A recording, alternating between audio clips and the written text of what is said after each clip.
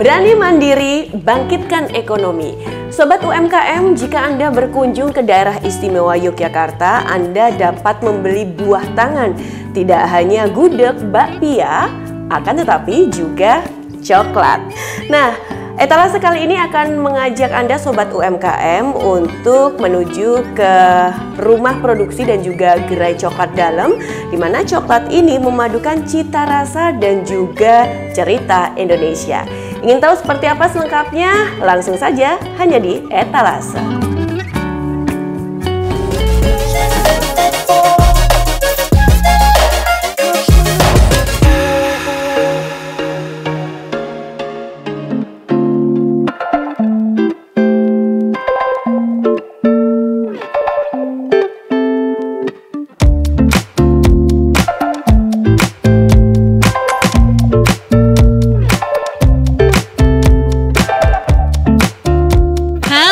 UMKM, semoga selalu dalam keadaan sehat ya, supaya bisa tetap berkarya. Nah, Sobat UMKM, saat ini saya sedang berada di rumah produksi salah satu UMKM yang ada di wilayah kota Yogyakarta, yaitu Coklat Dalem. Ngomongin coklat pasti akan menarik, karena memang makanan yang satu ini selalu menggugah selera. Apalagi kalau diolah dengan bermacam cita rasa, seperti Kak Meika Hasim ini yang mengkreasikan coklat dengan beragam cita rasa lokal. Selain rasanya yang bervariasi, produk UMKM di Coklat Dalem ini juga pas untuk oleh-oleh loh, karena kemasannya yang menarik. Dengan mengusung varian rasa dari Nusantara, Coklat Dalem juga memvariasikan rasa coklat yang dipadukan dengan beragam jenis kopi dari berbagai daerah loh. Menarik ya. Nah, Sobat UMKM, Kak Meika ini mulai bisnis kuliner coklat sejak 2013 silam. Wah, udah lumayan lama ya. Yuk, kita ngobrol-ngobrol bareng dengan Kak Meika.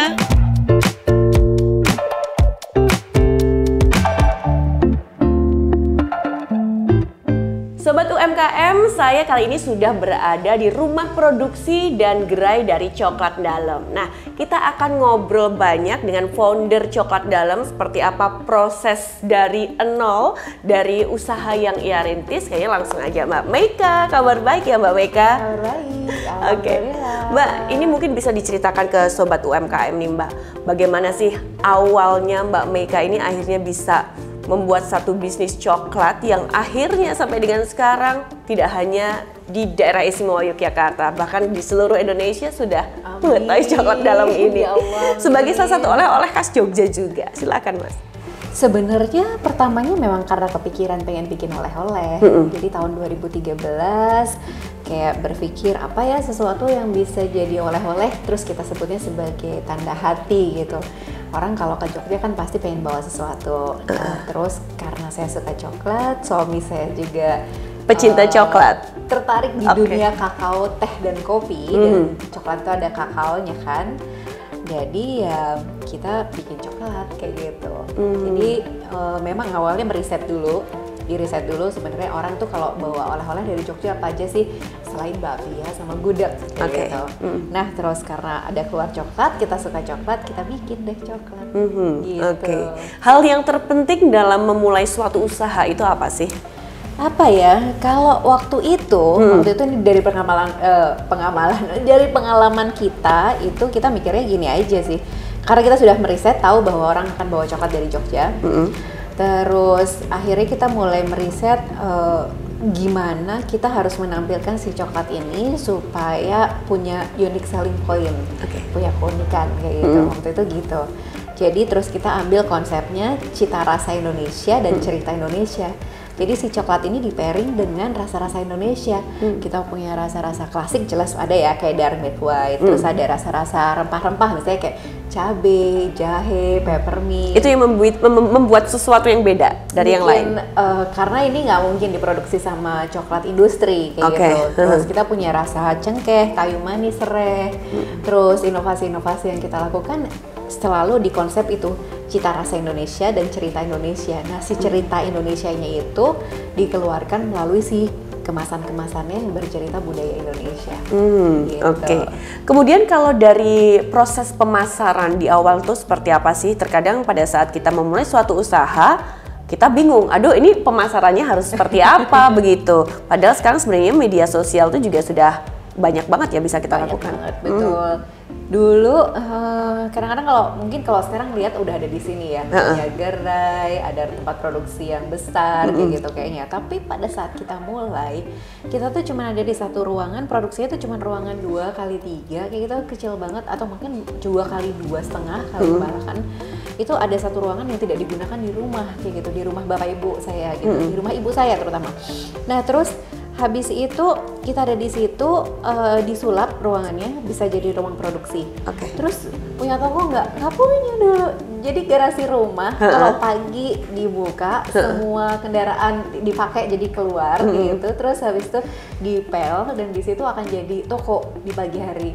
Malam jadi garasi lagi. Awalnya kayak gitu. Terus yang kedua kita mulai titipin deh ke toko oleh-oleh yang lain. Jadi sifatnya kayak supaya si coklat dalam ini bisa dititipin ke banyak tempat. Jadi orang kalau mau beli itu bisa di banyak tempat juga. Konsinyasi di berbagai tempat gitu. Jadi awalnya kayak gitu. Selain tahun 2013 itu kan happeningnya masih di Twitter, belum di Instagram. Jadi kita bikin satu campaign marketing tanggal 1 Maret tahun 2013 itu launchingnya. Jadi 1313. 1 Maret itu kan Jogja ada serangan umum 1 Maret. Nah kita bikin hashtag serangan coklat 1 Maret sebagai media untuk kita melaunching ini di online. Gitu. Kemudian bagaimana nih Mbak Meka akhirnya bisa membuat satu konsep dengan ide-ide kreatif yang sangat luar biasa? Karena memang ini salah satu yang dibutuhkan juga kan untuk para pelaku UMKM, mungkin juga agar memiliki satu kekhasan tersendiri. Kayak tadi juga kayak apa, serangan coklat 1 Maret ya, kayak semacam itu. Mungkin karena secara konsep udah cita rasa Indonesia dan cerita Indonesia ya. Jadi ada cerita Indonesianya. Jadi ketika kita bikin satu produk tertentu, itu risetnya bukan hanya saja sekedar rasanya, tapi juga sejarah Indonesia, budaya Indonesia tuh kita gali, mana sih yang bisa kita jadikan satu, kawinkan supaya jadi benang merah, jadi momentum yang kita bisa bungkus dengan si coklat ini gitu. Pas banget momennya 1313, kebetulan saya suka tanggal cantik. Aku suka tanggal cantik banget gitu. Tanggal cantik, ini momentumnya pas di serangan umum 1 Maret kayak gitu. Waktu itu kan kayak kebangkitan Yogyakarta gitu, menyerang gitu. Jadi kita bahasanya juga gitu, ada serangan coklat gitu. Menuju 1 Maret ada serangan coklat gitu. Gitu sih. Jadi keseruan itu digali dari sebenarnya sejarah-sejarah ini. Nah, dalam menjalankan suatu usaha itu kan pasti ada lika-liku yang sering atau bahkan dihadapi seperti itu ya Mbak. Bagaimana akhirnya Mbak Meka dan juga suami akhirnya tetap bisa bangkit, tetap bisa bertahan sampai dengan titik sekarang ini? Kayak jawabannya cuma satu, istiqomah kali. Kekeh merekeh untuk terus menjalankan usaha kayak gitu. Terus apa ya, istiqomah sih menurut saya kayak gitu. Karena ada banyak teman-teman yang juga memulai bisnis tahun 2013, mungkin sekarang juga udah ganti bisnisnya, juga ada kayak gitu. Nah mungkin ya salah satunya kekeh karena kita suka coklat dua-duanya. Terus tantangannya ada nggak? Banyak banget kayak gitu, apalagi COVID kemarin gitu. Turun 60% secara omset gitu. Tapi saya pikir satu istiqomah, yang dua belajar terus gitu. Kayaknya University of Life tuh benar-benar nggak berhenti. Ada selalu hal baru yang kami harus pelajari dan cara baru supaya kita tetap selalu deket sama konsumen. Tetap harus terus belajar. Belajar terus. Nggak mudah, tapi bukan sesuatu hal yang tidak bisa dilakukan. Menarik sekali nih Mbak Meka. Nah, yang terakhir mungkin ada tips juga untuk sobat UMKM yang mereka ini ingin mulai membangun suatu usaha ataupun juga mungkin akan tetap bertahan dengan usaha yang mereka lakukan. Apa ya tipsnya? Tahun ini adalah perjalanan dalam ke-10. Tahun ke-10. Jadi kalau setelah 10 tahun ini saya pikir nomor 1 sebelum usaha kita butuh riset dulu. Siapa sih konsumen yang mau kita tuju untuk kita menjual satu produk tertentu gitu. Supaya apa? Supaya kita bisa bikin produk yang sesuai sama kebutuhan konsumen. Dan kalau kita bikin produk sesuai kebutuhan konsumen, produknya dibeli. Nah, kalau dibeli terus produknya, maka bisnisnya akan berjalan. Kayak gitu. Jadi riset. Yang kedua menurut saya inovasi. Inovasi itu memang kita kan harus melihat banyak hal, buka mata, buka telinga, buka hati, buka pikiran, kayak gitu. Jalan-jalan itu bukan maksudnya jalan-jalan kemana-mana gimana gitu ya.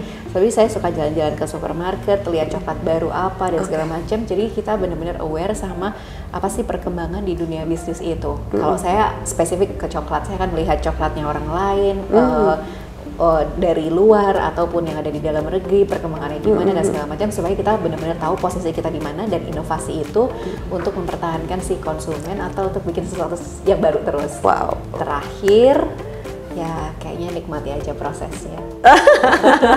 Pasti naik turun, nikmati proses, belajar terus, istiqomah itu tadi. Oke, baik. Terima kasih ya Mbak Meika. Semoga juga terus menginspirasi sobat UMKM dan akhirnya nanti bisa UMKM tidak hanya naik kelas akan tetapi juga lebih mendunia. Oke, mulai usahanya, jalani prosesnya, nikmati hasilnya.